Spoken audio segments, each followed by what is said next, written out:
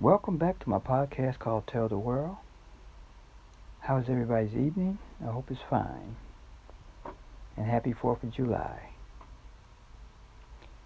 Well, let's talk about my trip back over to Slauson Avenue. I took a trip over there to check out, the area where Nipsey Hussel passed at 3 months ago. And I went back over there, to see how the activity was, after his death and his burial. And I get over there. I park my vehicle within the neighborhood. Everything's safe. I wasn't afraid. And I make my way over there to his store through the alley. And you can see the mural of Nipsey Hussel's face has been painted from one wall to the front of you to the back side of you. There's another wall. As you make your way back down that alleyway, to your left, the Fat Burger restaurant right there, they have a mural of Nipsey Hussle's face again, right by the drive-thru. Now I saw everybody, taking good pictures and paying respect to Nipsey Hussle's place of business, the whole area, and I felt the love and I felt the respect of everybody coming by, and I got a picture there, and I made my way towards the store area, and I noticed when I got there, that there was a cardboard sign in the door window that said store closed. So I'm still thinking that all the orders are still being sent out that they're putting together. So I know it's going to take time because the store had got just overwhelmed with so many orders. So I think you still can place orders. I'm not sure if it's online because I know the store is not open. So I'm believing that you can't place online as well. But I wonder if I did a search, would I be able to see Nipsey Hussle's store online uh, being open still? Maybe, just maybe, the store is still open online where you can make a purchase, and maybe that still works. But I made my trip there, and and I noticed that the activity of people coming by to pay respect was still good, and maybe just the vibe over there, you know, of the life of Nipsey Hussle is different because the people, that were coming, they're young kids, they're teenagers, they're adults as well. So everybody loved him and had respect for the young man. But sometimes like a home, life gets taken away out the home. So the house or the home doesn't seem the way it used to be. It just seems like something took life away from that home. And that's what I noticed, at the store, that his life and that presence of Nipsey Hussle is not there anymore.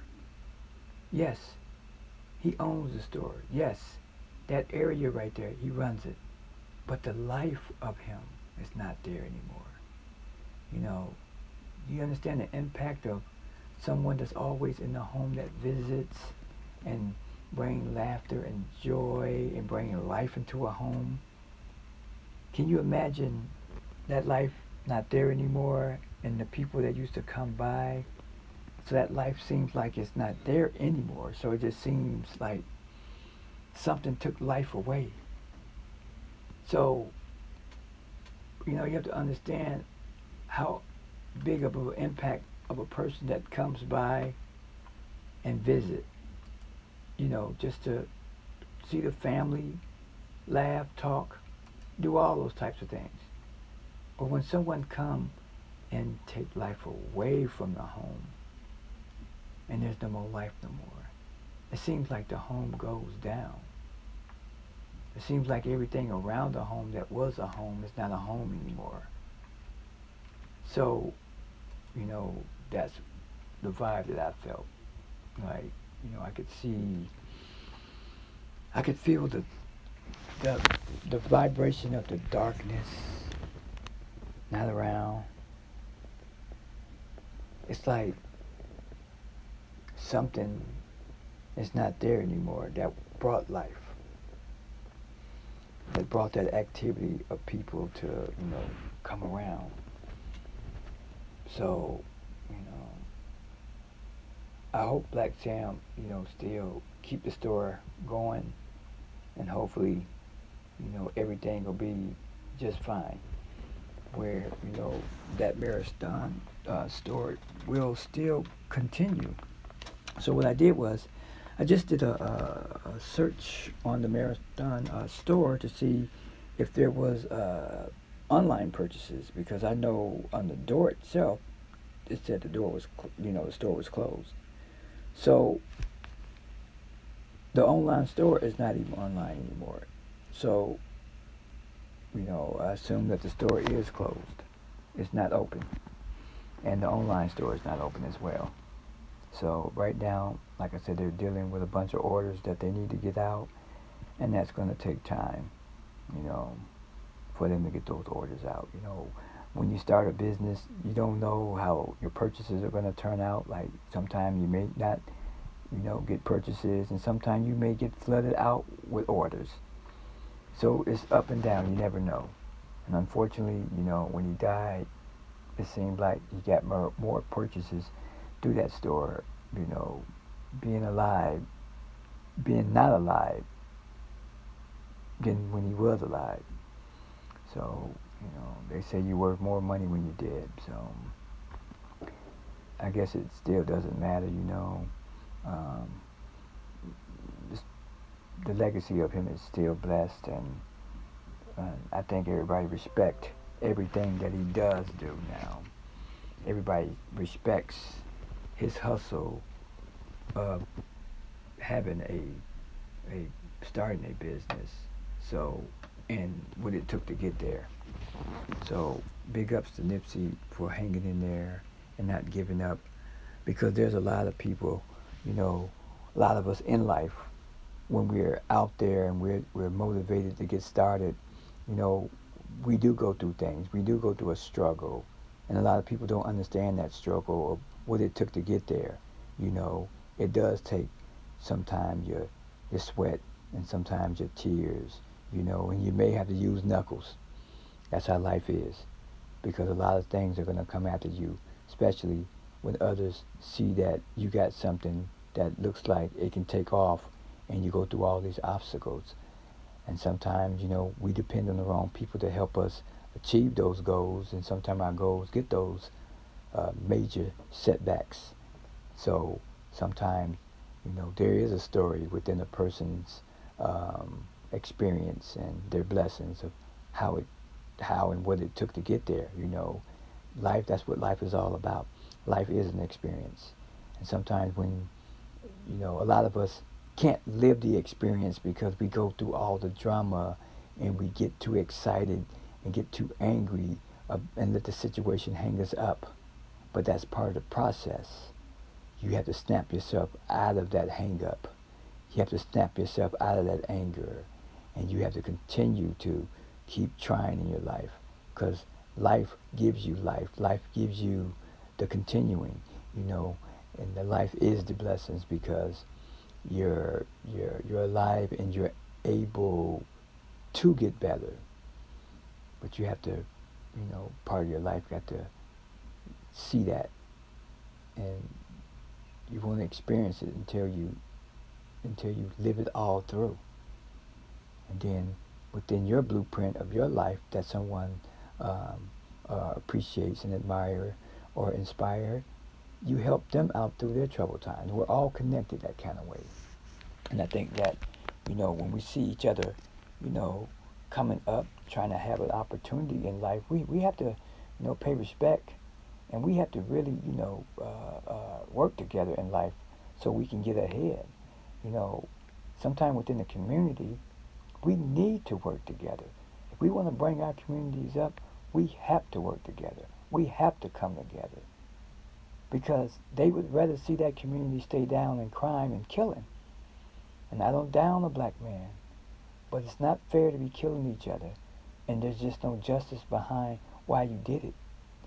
Because some situations don't have to escalate. And sometimes we don't have to listen to the rumors. And maybe we need to, as a man, go talk to that person so we can fix that situation. Because it don't need to escalate. If you get two black men talking, you got two kings talking and working the situation out without the chaos, without someone behind your shoulder pumping you up to use a gun to kill your fellow man. Because you don't have to do that. If you robbed that man and shot him and took his life for something that wasn't even worth the value, I don't care how much it costs, life is more richer than the item that you stole from them. I don't like to tell a man what to do, and I don't mean no disrespect, but I'm just a recording within the consciousness to tell you that there's better ways and that you can change all of this. We can change all of this. We have to be better thinkers and better helpers to each other. Sometimes we get caught up in the music too much, telling you to kill or bust someone in the head. That ain't nothing. Trust me. That's nothing in life. That's destruction. That's blind thinking.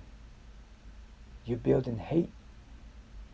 And the vibe that you create with that hate and that killing, it washes off and everybody else think they can do it. And this is for all the young people. We can't let television, and we can't let the internet, and we can't let certain individuals out there tell us how we should behave. We don't need that. We don't need it at all. We never needed it. We need to be working together. And sometimes we do need to take the time out and listen to our elders and listen to our parents. And sometimes the elders and the parents need to sit down and listen to the children. We all have ideas. The elders and the parents will always be the experience, the crystal ball within your life and your troubles. But the young youth, you have to listen. As well as the adults have to listen to the young kids. Because the young kids are full of ideas. They're geniuses. They're full of ambition. And sometimes what was hard in our lives, they might have found an easy way on how to deal with it. So we're all connected, and we all have to listen to each other. We don't have to listen to each other anger and bad ways of grabbing a gun or a weapon to kill someone next door to you. Because you're killing each other. You're killing life. You're killing everybody that can really make a difference in your neighborhood. Make a difference in everybody growing up and feel safe around each other. I mean, is it small talk? Is it too hard to do? Is it easier just to grab a weapon and just take that person's life? How did you sleep at night? Did you rest well? Or did you wake up thinking like, maybe I shouldn't have done that because my anger got the best of me? We play a major role in this world too.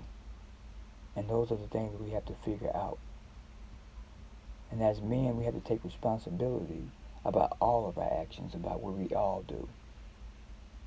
We either going to teach them how to destroy and die for something that has no cause, or we're going to teach them something in life that's a blueprint for themselves, a blueprint for their kids, a blueprint for the next generation. Because we're letting the networks and we're letting the television them take control of our lives and tell us how we should behave. They allow everything to change when they want to. They allow somebody to come in and say, no, I don't want that. Someone racist to come in to decide that. and then all of a sudden they want to decide to bring it in, and we go by what they tell us when and how we should behave. Black Matter Lives doesn't come out until a white officer kills a black man. Have you ever thought of that? Why don't Black Lives Matter come out when a black man kills a black man? We need to look at the narrative of how these things are occurring and see what's really going on in our community. Because we need to come together when we see or hear any black man killing any another black man in the neighborhood. Black on black crime is nothing to brag about. It's nothing to be trending. Because we're no different from the other race that started and showed killing other races and taking over resources of them. And then change your behavior and place a Bible in your hand and tell you how this is the way you should behave. We got it all backwards. And I know we know this. But are we full of that much anger where we just don't want to change that? You can't go in that other race neighborhood and kill them because they're going to stop you before you even get up in there. So why treat your neighborhood? Why treat the person that the same color as you and kill him on the street?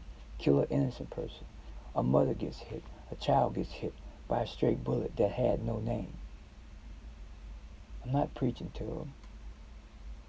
I'm just giving you an idea of there's a better way. And who stands up to change it? Because when we have these leaders that come in to help us think and see it better, they get popped off, get killed.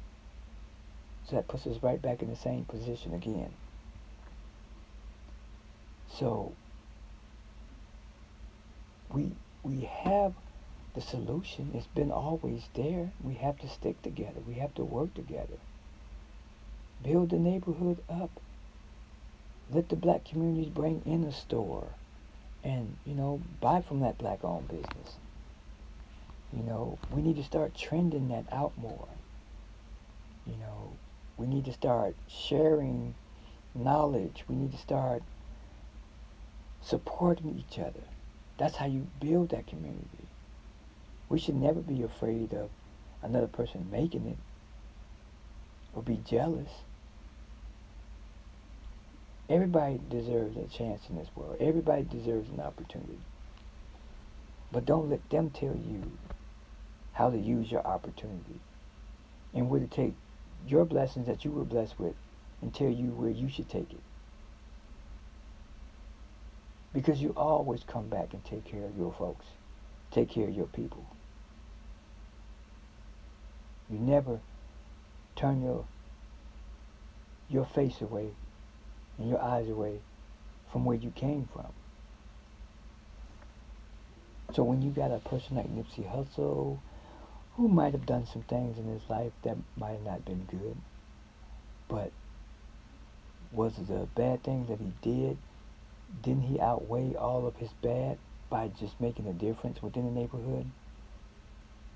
He's paying the homeless to take care of the area, keeping it clean, giving them jobs, giving young men who had felonies, who couldn't work and get a job, and take some of that pressure off of them and take care of them by allowing them to work in the store to earn a paycheck and to feel like somebody and bring money home to their families and to their kids.